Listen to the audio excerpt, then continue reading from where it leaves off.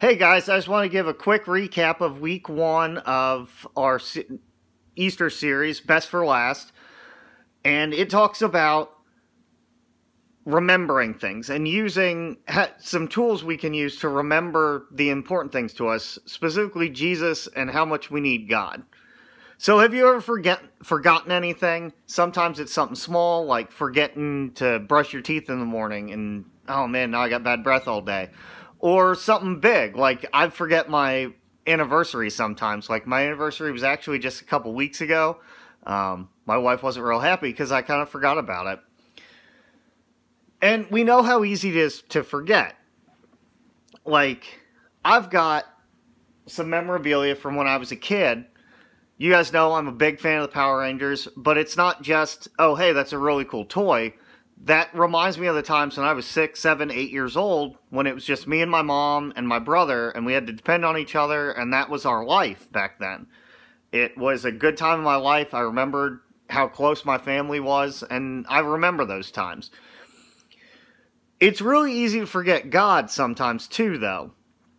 When things are going well in our lives, when we're not going through a lot of struggle, sometimes it's like, well, what do I need Jesus for? I got it. I got this handled. I got everything going on, you know? But if Jesus is an important part of our life, like my family and some of my collectibles and stuff, like if Jesus is an important part of my life, I want to remember him. And that's the same way. If Jesus is a big part of your life, you want to remember him. So that's why Jesus saves some of his best wisdom for his last days of his followers. In the book of Luke, Luke is a really cool guy. He was a doctor. He was really detailed. He wanted to make sure everything was written down as concisely and correctly as possible. In chapter 22, he goes on about the Passover feast. When the hour came, Jesus and his apostles reclined at the table, and he said to them, I've eagerly desired to eat this Passover with you before I suffer. For I tell you, I will not eat it again until it finds fulfillment in the kingdom of God. So the Passover feast was really important to the Jews. It was a celebration. It was a remembrance of when they were under the rule of the Egyptians, under the Pharaoh. The first plague that came through, it killed all the firstborn in Egypt. And the Jews were able to be spared from that by putting the blood of a lamb over their door jamb. So that was the Passover, and they had that feast every year to remind themselves of that, and so they would remember what God had done for them. So Jesus uses this opportunity, uses something that's already memorable to these people, and attaches meaning to it so that they can remember what he's done for them and what he's going to continue doing for them. And then it goes on. In chapter 17, it continues, it says, After taking the cup, he gave thanks and said, Take this and divide it among you. For I tell you, I will not drink again from the fruit of the vine until the kingdom of God comes. And he took bread, gave thanks, and broke it, and gave it to them, saying, This is my body, given for you. Do this in remembrance of me. In the same way, after the supper, he took the cup, saying, This cup is the new covenant in my blood, which is poured out for you. And this was Jesus' way of telling them, remember that I am for you, and remember that I'm coming back.